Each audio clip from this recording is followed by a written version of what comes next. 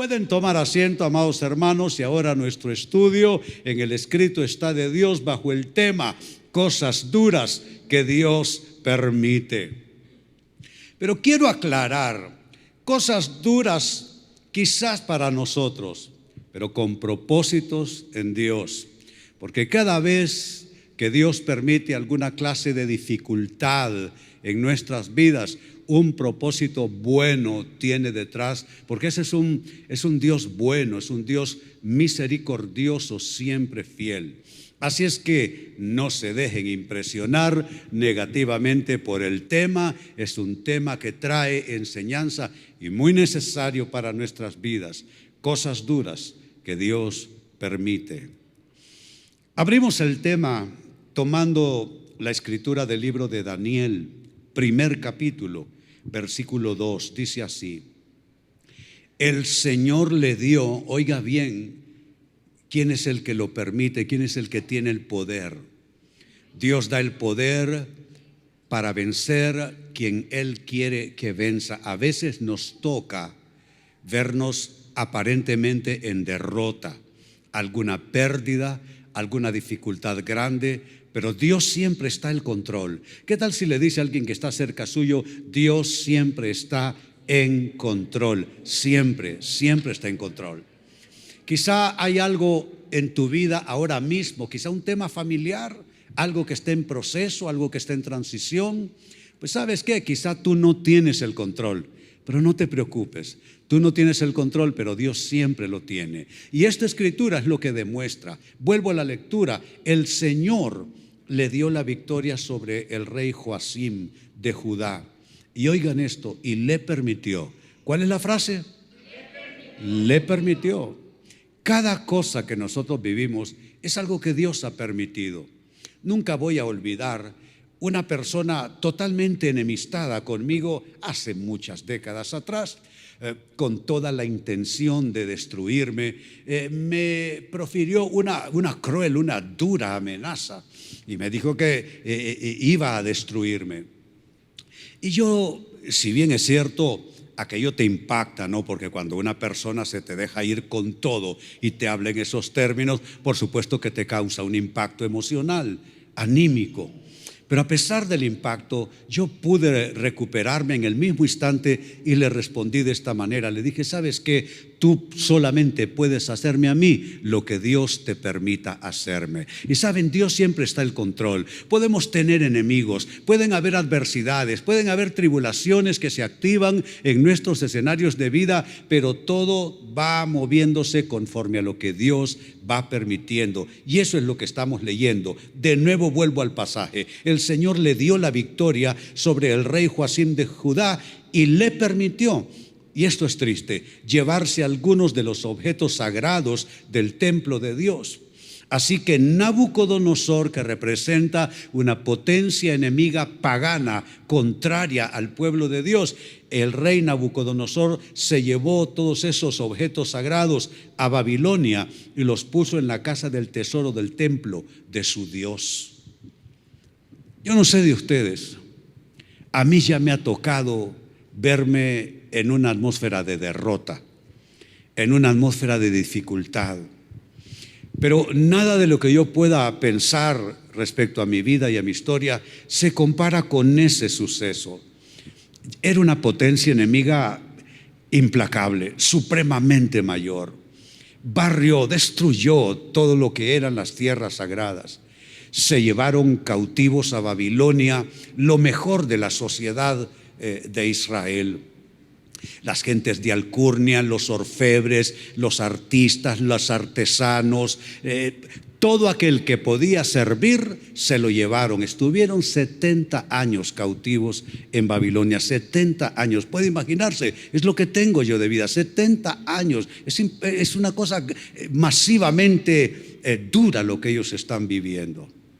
Pero sabe, cuando pasan cosas duras, quizás son duras para nosotros, pero son cosas que tienen propósitos en Dios. Yo no sé con qué dificultad tú te enfrentas ahora, hermano, hermana, pero déjame decirte, Dios tiene algo maravilloso que va a traer después. Después que pase el quebranto, después que pasan los dolores, como dice la Biblia, irá andando y llorando, ¿no? El que está sembrando preciosas semillas en su campo de vida, pero volverá con gozo trayendo sus gavillas. Tu siguiente capítulo viene poderoso en Dios. Tu siguiente capítulo viene de gran cosecha, de grandes bendiciones y con grandes testimonios. ¿Cuántos lo creen así? Bendito sea el Señor. Bendito sea el Señor.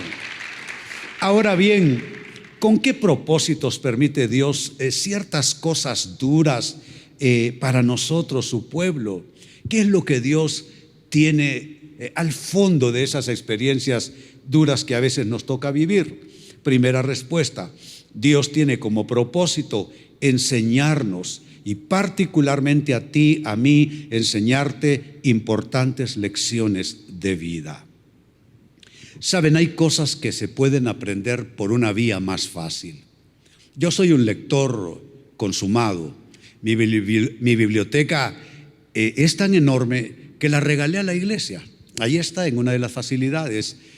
Demasiados libros, ya no podía en mi casa con tantos libros. Se lo doné al obispo Solórzano y para el uso de la iglesia, que por cierto, esa es una carga que yo tengo, traer la biblioteca más al uso de ustedes en vez de que esté demasiado restringida, ¿no? Porque eso es toda una vida de coleccionar libros en mi caso, libros incluso que ya no se encuentran en el mercado. Pero vuelvo sobre mis palabras, hay formas fáciles de aprender. La lectura de los libros es una. Uno puede aprender por lo que otros vivieron, por lo que otros descubrieron, por lo que otros piensan correctamente, y se puede aprender así. También otra forma de aprender es observar a los demás, qué tan bien o qué tan mal les va a los demás, qué errores cometieron o qué aciertos tuvieron para nosotros entonces seguir ese molde, seguir ese modelo, seguir ese ejemplo. Son formas relativamente fáciles de aprender, pero hay otras que se requiere que sea en carne viva, en carne propia. Hay cosas que no las vas a encontrar en un libro. Hay cosas que no las vas a oír en un testimonio. Hay cosas que vas a tener que pasar por ellas, pero Dios va a estar contigo. Él te va a llevar de la mano, Él va a consolarte, Él va a fortalecerte. Pero ¿por qué? ¿Qué es lo que quiere Dios? Enseñarte importantes lecciones de vida. Miren cómo lo dice el libro de Salmos, capítulo 119, versos 67. Dice antes. ¿Cuál es el vocablo? ¿No los escucho? Antes. Es el antes y el después que vamos a encontrar en el texto. Antes que fuera yo humillado, yo no sé de ustedes, pero a mí ya me ha pasado alguna vez ser humillado de manera injusta. Por lo general las humillaciones son actos de injusticia. Se llama muchas veces humillación porque quizás no lo merecemos. En otros casos sí, por supuesto. Pero creo que todos pasamos por allí, la humillación. Antes que fuera yo humillado, descarriado andaba. Noten el antes y el andaba.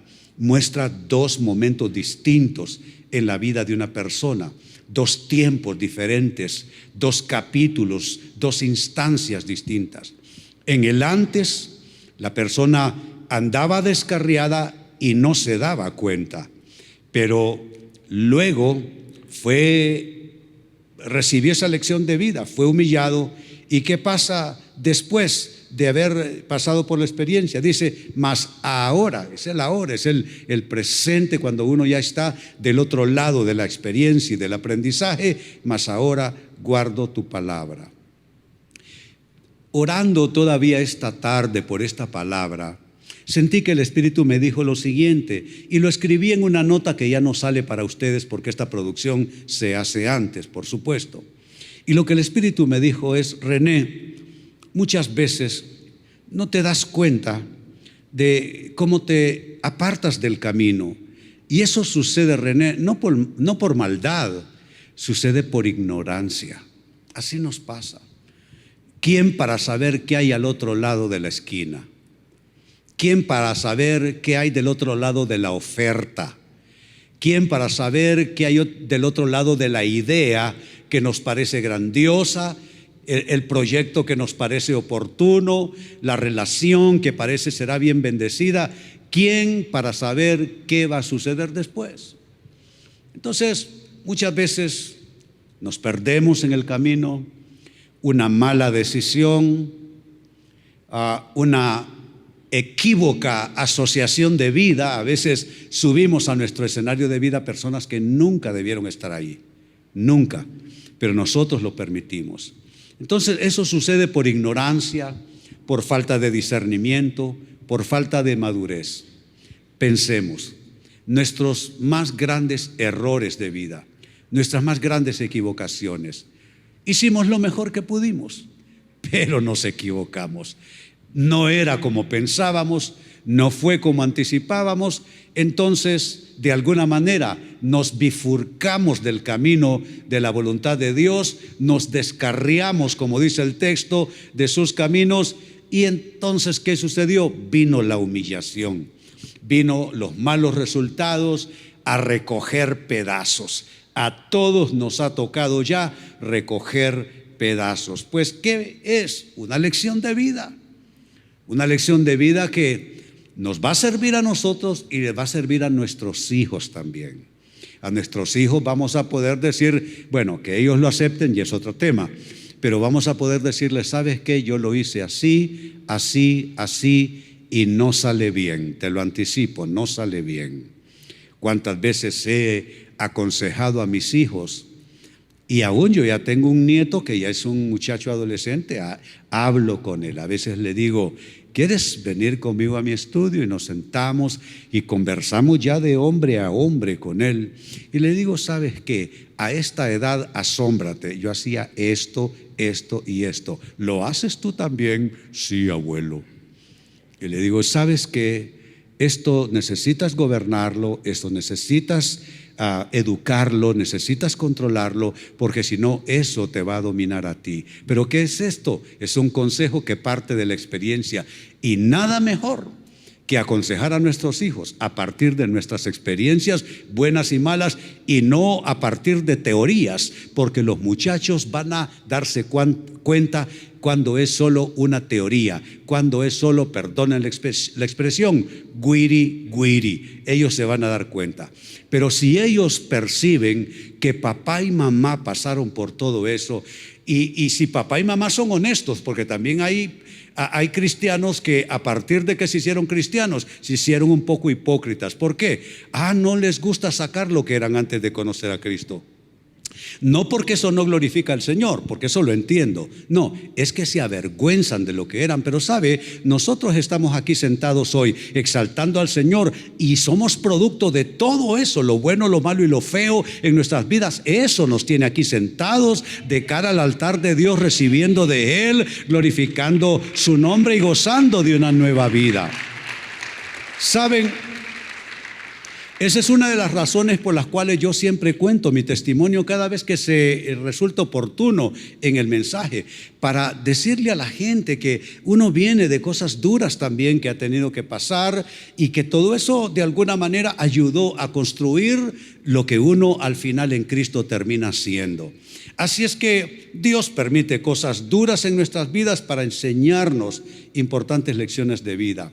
Nunca olvido aquella dama. Era la ciudad de Panamá, después de una de las conferencias en esa gran iglesia. Éramos como 7, 8 oradores. Pero después que termino de predicar y he hablado un poco de mi testimonio, se acerca aquella dama, colombiana ella, por cierto, casada con un alto ejecutivo brasileño de una firma de ropa, de una firma europea. Y me dice, pastor, lo que yo no entiendo de su testimonio es cómo usted cuenta todas esas cosas horrorosas que usted vivió en su infancia y en su adolescencia, y usted lo cuenta como quien le dio gripe, como que le dio un catarro. Le dije, ¿sabes por qué lo cuento con tanta tranquilidad?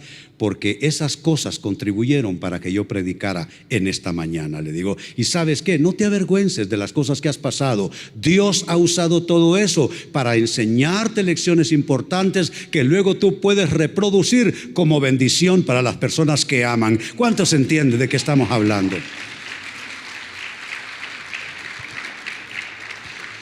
En segundo término, ¿con qué propósito permite Dios cosas duras? Para forjar victoria tuya y mía en los días de aflicción. A la humanidad le esperan días duros en verdad. Nosotros estamos bajo otra administración. Nosotros vamos a ser como aquellos que estaban en Egipto, que mientras estaba en tinieblas Egipto, ellos tenían luz en la tierra de Gosén. Mientras aquellos estaban caminando entre ranas, aquellos estaban guardados por el Señor. Mientras aquellos experimentaban que todo el agua se convirtió en sangre, aquellos tenían de todo en la tierra de Gosén. ¿Sabe? Nosotros estamos bajo otro proyecto, bajo otro programa de Dios, bajo otra administración. Pero lo cierto es que vienen días duros y yo creo que ya todos lo anticipamos así. Hay algo de nerviosismo en el ambiente internacional. No sé si ustedes lo notan. Yo veo las noticias de la televisión española, son las únicas noticias que veo en el día, porque ahí presentan de todo lo que está pasando en el mundo, aún noticias nuestras. Y sabe, hay una atmósfera de nerviosismo en el planeta. Vienen etapas duras para la humanidad. Pero mire lo que vamos a leer aquí. Salmos capítulo 94, versos 12 y 13. Bienaventurado el hombre a quien tú, Jehová, corriges. ¿Cuántos han sido corregidos por el Señor? Yo sí, yo sí. Y en tu ley lo instruyes. ¿Cuántos han sido instruidos en la ley del Señor? Es el propósito, ¿no? Para hacerle descansar en los días de aflicción. Tus días de aflicción, tus días de dicha y tus días de fidelidad de Dios, ¿sobre qué se construyen? Sobre tus días de aflicción. No le temas a tu aflicción. No te avergüences de tu aflicción. Tu aflicción es la antesala. Tu aflicción es el preámbulo a verdaderos días de bendición. Sabe, yo he visto bendecida esta iglesia en la pandemia y he visto bendecida mi vida, mis proyectos personales, familiares, ministeriales en la pandemia, que es la peor época para que las cosas salgan bien. Pero saben, esta escritura tiene un componente profético muy fuerte. Bienaventurado el hombre a quien el Señor corrige, en su ley lo instruye para hacerle descansar en los días de aflicción. Esa es una promesa para ti, descansar en los días de aflicción. Alza tus manos. Yo suelto esta palabra profética sobre tu vida para hacerte descansar en los días de aflicción. Cuando leas pesadas noticias en el periódico, veas a conocidos, compañeros de trabajo, vecinos, incluso algunos de tus familiares en grandes tribulaciones, tú estarás descansando en los días de aflicción. ¿Cuántos reciben esto del cielo? Yo lo recibo en mi espíritu. Lo recibo en mi espíritu. Entonces te has puesto a pensar que una adversidad puede ser preparación para la bendición, simplemente. Él te hace pasar por ciertas dificultades para forjar tu victoria en los días de aflicción. Y cierro con esto. También es otro propósito para Dios permitir circunstancias difíciles en nuestras vidas. Lo hace para abrir nuestros ojos a algo que no estamos viendo. Abrir nuestros ojos a algo que no estamos viendo. Nadie es infalible, no hay ninguno. Todos nos equivocamos. Son errores de percepción, errores de interpretación de la vida, de las circunstancias. Muchas veces no leemos bien situaciones que se avecinan, que se presentan. Muchas veces no leemos bien el espíritu de ciertas personas que se acercan a nosotros para hacer negocios, asuntos sentimentales del corazón o cualquier otro tipo de interés o de propósito. Tenemos que discernir. Pero a veces no, por mucho que oramos, decimos, creemos, no logramos verlo todo. Y entonces el Señor permite un poquito de sacudida como para que podamos ver algo que no estamos viendo. Mire un ejemplo muy claro en la Biblia, la historia de Job. Mire lo que leemos en Job capítulo 42, versículos 5 y 6. Es como cierra el libro de Job prácticamente. Son las últimas conclusiones de Job, son sus últimas reflexiones en esa historia. Dice así: de oídas te había oído. ¿Cuál es la frase que sigue? ¿Cuál es la frase? Mas ahora. Es el cambio de switch en los tiempos, en los escenarios, en las circunstancias. Hay un momento que comprendemos, pero hasta cierto punto.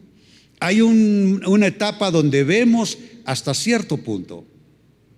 Y no hay nada de malo, somos así los humanos. De oídas te había oído, dice Job. O sea que conocía a Dios solo por lo que él había escuchado. Pero ahora, dice, mis ojos te ven. Por tanto, noten, mirad, la persona que ya abrió los ojos: me aborrezco y me arrepiento en polvo y ceniza. Antes Job estuvo justificándose. Soy un hombre íntegro. ¿Por qué me pasa esto? ¿Por qué Dios me hace esto?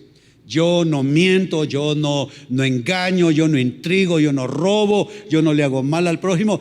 Y Job nos representa a todos. Cuando estamos dolidos, lo primero que sacamos es nuestro sentido de justicia. Cuando estamos dolidos por algo, lo que queremos es argumentar, pues, que no somos tan malos para que nos esté pasando algo así. Job hizo eso en varios capítulos del libro. Pero noten al final: me arrepiento en polvo y ceniza.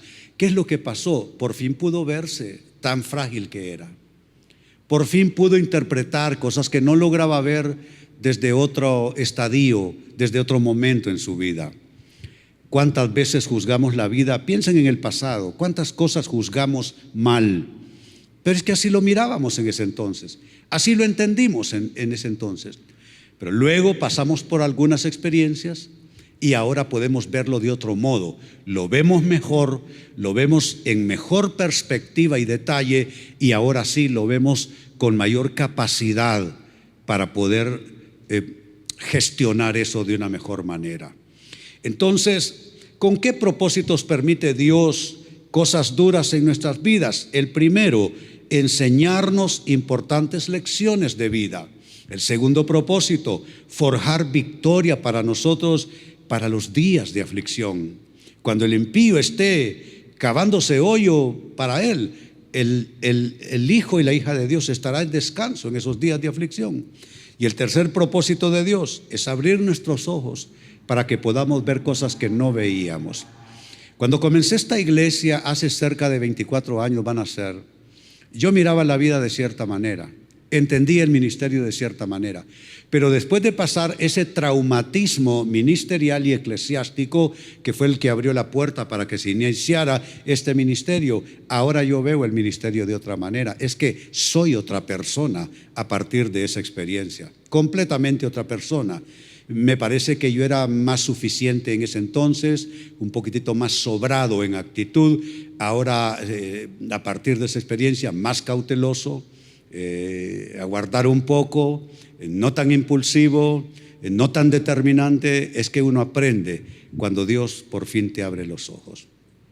Pregunta, hablando de abrir los ojos, ¿cuántos han aprendido algo en esta tarde? Muy bien, bendito sea el Señor. Puestos en pie, vamos a agradecer a Dios por su palabra. Padre, te damos gracias. Hoy vengo a bendecir cada persona que está aquí, Señor, es valiosa a tus ojos. Quizá esta persona ha recibido duros mensajes de alguien por allí, haciéndole sentir: tú no vales nada, tú no vas a tener éxito en tu vida. Quizá alguien te despreció o alguien pasó de largo y te golpeó con la indiferencia. Quizá alguien hizo malos pronósticos sobre tu historia, sobre tu persona.